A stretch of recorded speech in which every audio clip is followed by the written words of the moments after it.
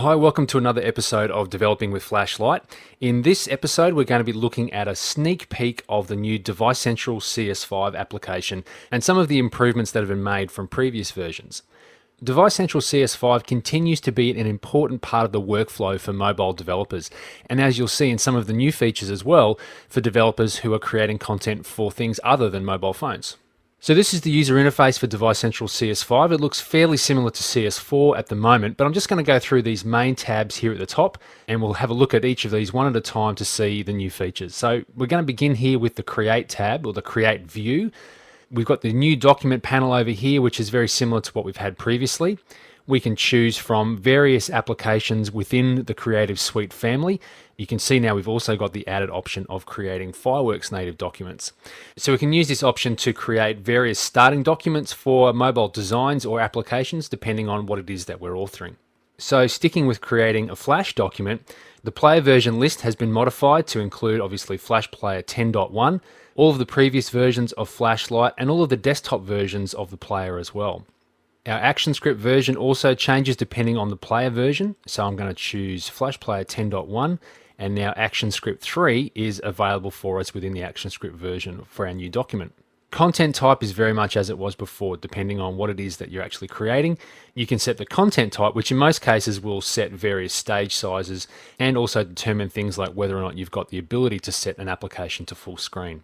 Projects are more tightly integrated with Device Central CS5, so I'm working here within the default project, and I can add new documents as I create them from within Device Central into the current project. And remembering what we've got currently in CS4, projects are just ways for us to manage files and documents that are related to a particular application.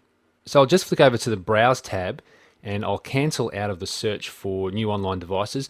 That's currently not working in this pre-release version of Device Central CS5 that I've got here today.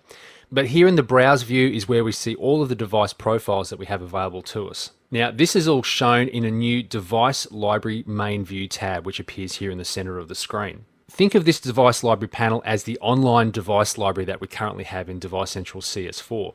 We can see here all the device profiles that are available to us depending on a particular library filter.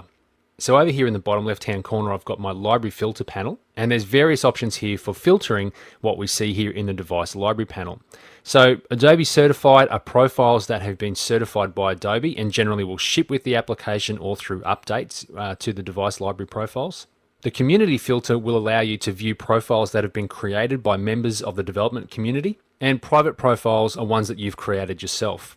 There's also options such as being able to view profiles based on their web browsing capabilities when it comes to Flash, or what marketplace they belong to, whether that be the Android or Windows Mobile or Nokia OV application stores. You can see over here in the device library panel that we've got star ratings, who's created the profile, a lot of additional information that we haven't had before with device profiles in Device Central CS4. Of course, we've still got the ability to add our own parameters to the device library view so that we can choose profiles based on certain hardware configurations, or as we've seen in the library filter already, different variations in the way that those profiles make it out to customers. So because this new device library is essentially the online library from our current version of Device Central, we add profiles from the device library to this test devices panel, or our test devices list. So we can right mouse click a profile here, select add to test devices, and then that profile will appear in this list on the left hand side. Once we have those profiles in our test devices panel, we can then view the details of each device profile. So this looks very similar to what we've got at the moment, although there's some additional information here on the General tab.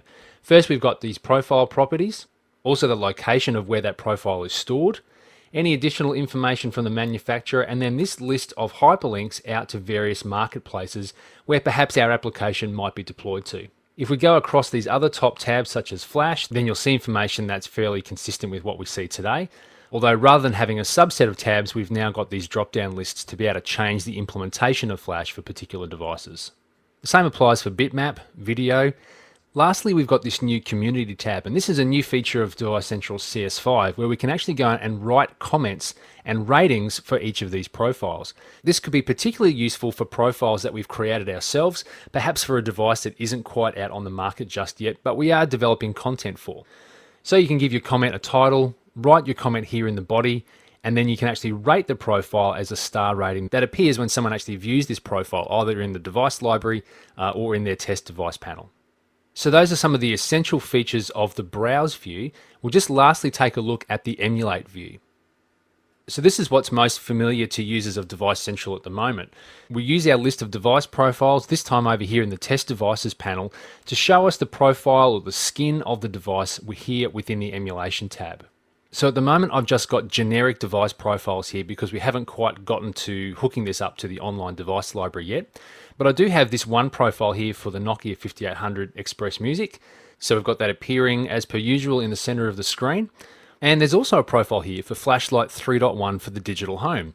So for when you're developing Flashlight content to run on a set-top box with a stage size of 1280 by 720, you can now also emulate this and test your content within Device Central. Rather than showing the skin of a mobile phone, we've got a TV remote down here on the bottom which has the enabled keys, just like a normal device profile, keys that are available to developers within Flashlight for the digital home. So I think that's a great new feature of Device Central CS5, breaking away from not just being purely about applications running on mobile phones. But now just going back and choosing a new device profile. Actually, no, I won't choose that one. I'll choose the Nokia 5800 Express Music. And so, of course, the main feature of Device Central CS5 has always been to emulate content running on the device. So here in my Files panel, which is a way of showing the files that exist within a project, I can open up a SWF, and here I've got a labyrinth puzzle. And this kind of puzzle, fairly common to devices that have an accelerometer in them so that you roll the ball around the stage, obviously in this case avoiding the holes and trying to get it down to the target. Now, because I'm working with an alpha release of the software and some of the language reference that is going to enable interactions between the Flash Player and things like accelerometers is still in development as well, I'm not actually going to be able to show you this working because right now, as I said, we're still in an alpha release. But what I did want to show you is at least the panels that open up when we emulate content. Some of them you'll be very familiar with, such as device performance, display, flash memory, and the keypad. But we've got this new one here called accelerometer, which allows us to emulate the movement of a device. And if we're going to be using some of the new APIs, particularly that Flash Player 10.1 is going to bring to mobile devices, then this is how we're going to be able to emulate the movement of the device and have our action script within the application change accordingly. We've also got a geolocation tab, which allows us to send location information to our application and test our GPS-based applications. And also multi-touch. Of course, you've heard that Flash Player 10.1 supports multi-touch. And so on devices that support multi-touch, we'll be able to simulate multiple taps and pressure points on the supported device. So those are the three main views within Device Central CS5. And I guess the last thing that I want to show in this sneak peek of Device Central CS5 is how the user interface is starting to align further with the CS products. Now we have dockable UI within Device Central. So just as we have with any of the other applications in the Creative Suite family, we can move, undock, and dock our panels wherever we want within our application. And we've also got the ability to handle workspaces within Device Central CS5 so that we can set things up the way we want and keep them that way for later testing. Please also keep in mind that features that I've shown you today could change between now and when the product's actually released. So that's it for this sneak peek of the alpha version of Device Central CS5. I look forward to updating you with some more demos as the product moves through the beta test phase and gets close to release later on in 2010. Thanks, and we'll see you next time.